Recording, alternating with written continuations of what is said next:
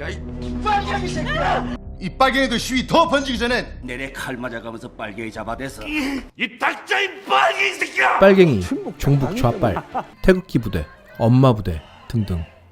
실제 이데올로기 전쟁이 종식된 지 벌써 30년이 되었지만 아직도 우리는 정치적으로 이용하고 울가먹고 채탕, 삼탕하고 이러고 있습니다. 지금도 이런데 과거에는 어땠을까요? 황순원의 학 시작합니다.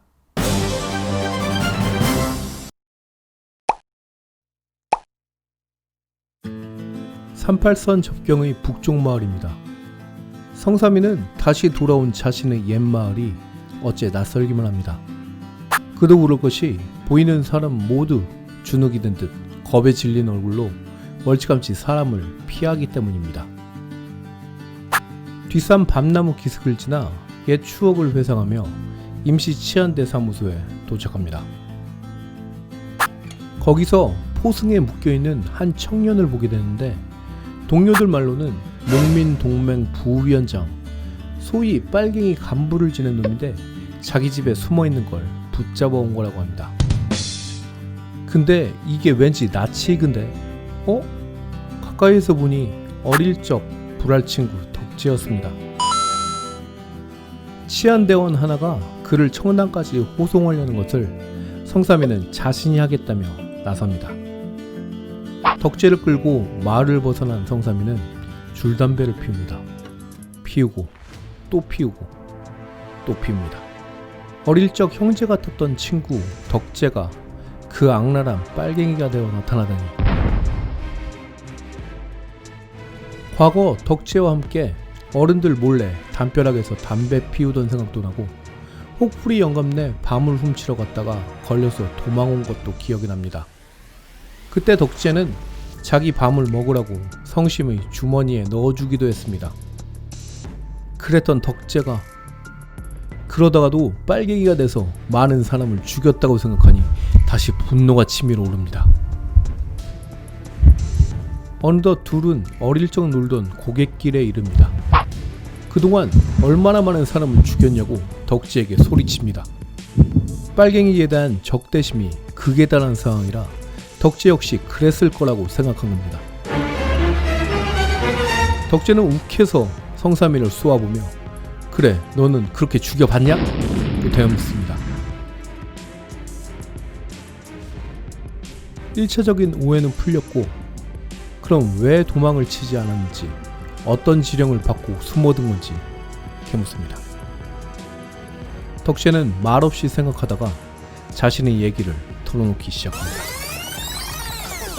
예나 지금이나 땅 파먹는 재주밖에 없는 자신을 가장 가난한 빈농의 자식이라는 이유로 농민동맹 부위원장에 앉혔고 국군이 쳐들어와 도망가려고 했지만 병든 아버지 반대로 못 갔다는 것입니다.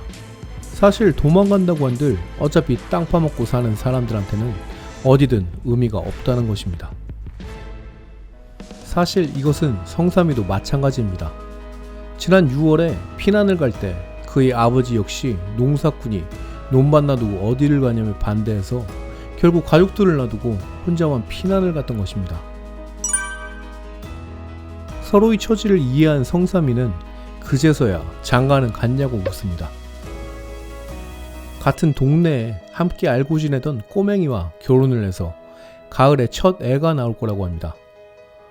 꼬맹이라 키 작고 똥똥한 새침대기였는데 결혼을 해서 애를 낳는다니 참 옛 생각에 웃음이 터져 나오려고 하는 걸 간신히 참습니다. 고갯길을 넘어오다가 저 멀리 흰 학무리를 발견합니다. 옛날에 덕재와 함께 학을 잡았던 일이 또 생각납니다.